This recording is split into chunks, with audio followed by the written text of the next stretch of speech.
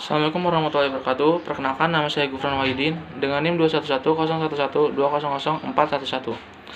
Di tugas video kedua kali ini, saya akan mempresentasikan mengenai sejarah dan teori manajemen. Manajemen menurut bahasa dan para ahli. Kata manajemen berasal dari bahasa Inggris, yakni manage, yang memiliki arti mengatur, merencanakan, mengelola, mengusahakan, dan memimpin. Secara etimologis, manajemen merupakan seni untuk melaksanakan dan mengatur. Serta menurut Handoko, manajemen adalah proses perencanaan, pengorganisasian, pengarahan, dan pengawasan usaha-usaha para anggota organisasi dan penggunaan sumber daya organisasi lainnya agar mencapai tujuan organisasi yang telah ditetapkan. Sejarah perkembangan manajemen dikutip dari buku yang ditulis para profesor ahli manajemen yang menceritakan perkembangan ilmu manajemen ke dalam 4 tahapan, dimulai dari tahap pemikiran awal, lalu era manajemen sains, lalu fase manusia sosial, dan yang terakhir era modern. Pemikiran awal manajemen menurut para ahli terjadi sebelum abad 20. Pada waktu itu ada 2 peristiwa penting. Peristiwa pertama di buku Adam Smith tahun 1776 saat Adam Smith memunculkan doktrin ekonomi klasik, The World of Nations, yang dalam buku yang ia terbitkan mengemukakan tentang keunggulan ekonomis yang akan didapat oleh organisasi atas pembagian kerja. Pembagian kerja atau division of labor ini adalah oleh Adam Smith, yaitu mengenai perincian pekerjaan-pekerjaan kepada tugas yang lebih spesifik serta berulang. Dengan meneliti sebuah industri pabrik, meneliti sebagai penelitian, Adam Smith mengungkapkan bahwa dengan 10 orang menjalankan tugas khusus perusahaan bisa memproduksi sekitar 48.000 peneliti dalam sehari. Namun, apabila tiap orang bekerja sendiri, menyelesaikan pada tiap-tiap bagian dari pekerjaan, menghasilkan 10 peneliti saja, sehari sudah sangat bagus. Adam Smith berkesimpulan bahwa suatu pembagian kerja bisa meningkatkan tingkat produktivitas dengan menghemat waktu, meningkatkan keterampilan para pekerja, menciptakan mesin, serta penemuan yang lain yang bisa menghemat tenaga kerja. Peristiwa yang kedua adalah terjadinya revolusi industri di Britania. Revolusi industri ini ditandai dengan banyaknya penggunaan mesin yang menggantikan peran manusia, yang kemudian mengakibatkan perpindahan aktivitas produksi yang awalnya dari rumah ke rumah menuju tempat yang khusus untuk produksi yang kita kenal sebagai pabrik. Akibat kejadian ini, membuat para manajer kala itu memerlukan teori yang bisa membantu dalam meramalkan permintaan, kecukupan bahan baku, memberikan tugas-tugas untuk bawahan, mengarahkan aktivitas sehari-hari dan yang lainnya, sehingga menyebabkan ilmu manajemen kemudian mulai dikembangkan oleh ahli. Era manajemen sains. Manajemen sains atau manajemen ilmiah dipopulerkan oleh ahli manajemen Frederick Winslow Taylor yang ditulis dalam bukunya yang berjudul Principles of Scientific Management tahun 1911. Taylor memaparkan manajemen sains sebagai penggunaan metode yang ilmiah dalam menentukan cara terbaik untuk menyelesaikan suatu pekerjaan. Dalam perkembangannya, manajemen juga didukung oleh berbagai pemikiran-pemikiran yang baru dari Henry Gann dan Gilbert. Henry Gann mendesain sebuah grafik untuk berupaya membantu manajemen yang bisa dipergunakan dalam merancang serta mengontrol pekerjaan yang kemudian diberi nama Gantt chart.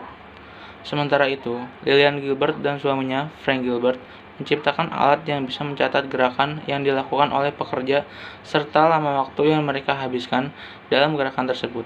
Alat ini dipergunakan untuk mewujudkan sistem produksi yang efisien yang disebut sebagai micromotion. Era manusia sosial. Pada akhir era manajemen sains ditandai dengan adanya mazhab perilaku dalam pemikiran tentang manajemen.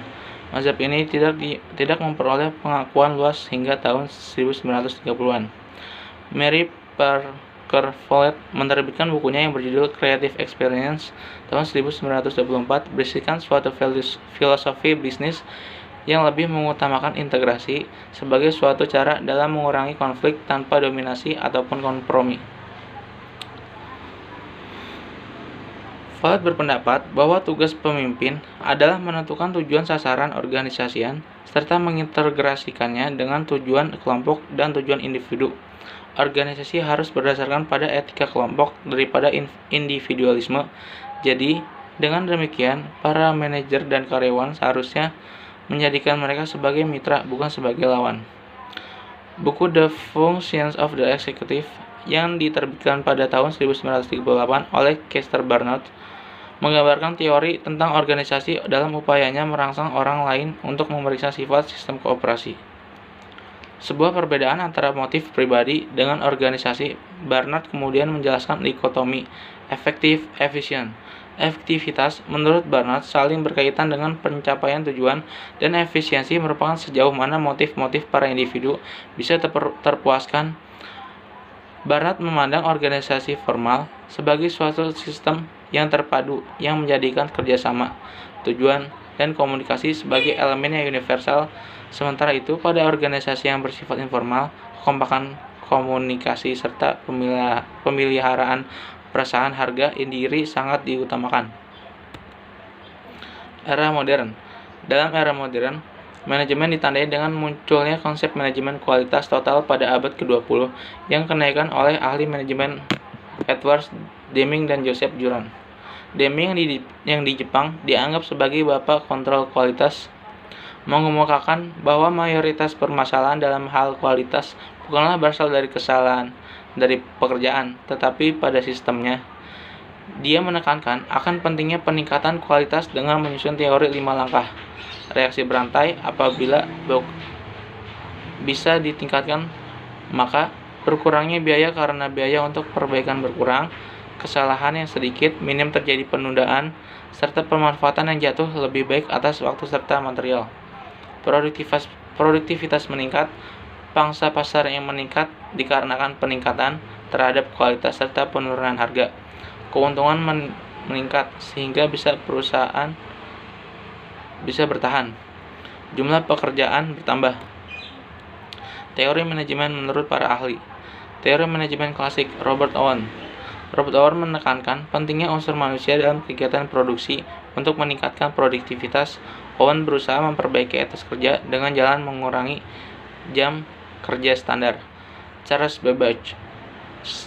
Charles berpendapat bahwa meningkatnya produktivitas dan menurunnya biaya produksi karena dalam proses kerja menerapkan prinsip-prinsip ilmiah. Di samping itu, kerjasama antar karyawan, pimpinan, dan pemilik perusahaan dapat memajukan perusahaan. Teori manajemen ilmiah Frederick Winslow Taylor. Frederick Winslow Taylor berpendapat bahwa untuk mengembangkan manajemen diperlukan prinsip-prinsip sebagai berikut: pengembangan metode-metode ilmiah dalam manajemen, seleksi ilmiah untuk karyawan sesuai dengan kemampuan dan tanggung jawab, pendidikan dan pengembangan ilmiah para karyawan, kerjasama yang baik dengan semua pihak yang terkait untuk mempercepat tercapainya tujuan. Frank dan Lillian Gilbert. Frank menekankan bahwa masalah atau cara yang paling baik dalam penyelesaian setiap pekerjaan, sedangkan Lillian Gilbert menekankan adanya prinsip the right man in the right place. Teori organisasi klasik. Henry Fayol mengemukakan teknik-teknik administrasi sebagai pedoman dalam pengelolaan organisasi. James D. Money mengemukakan definisi organisasi adalah kelompok orang yang bergabung untuk mencapai tujuan tertentu. Aliran perilaku. Tokohnya adalah Hugo Masterberg. Aliran perilaku disebut juga aliran manajemen hubungan manusia. Aliran ini menekankan pada aspek manusia dan perlunya seorang manajer memahami manusia. Aliran manajemen modern. Aliran manajemen modern dibangun atas dasar manajemen ilmiah yang dikenal sebagai aliran manajemen kuantitatif.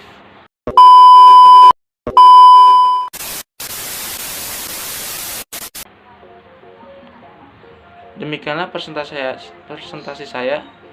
Bila ada kekurangan mohon dimaafkan. Akhir kata, wabillahi taufiq wal hidayah. Wassalamualaikum warahmatullahi wabarakatuh.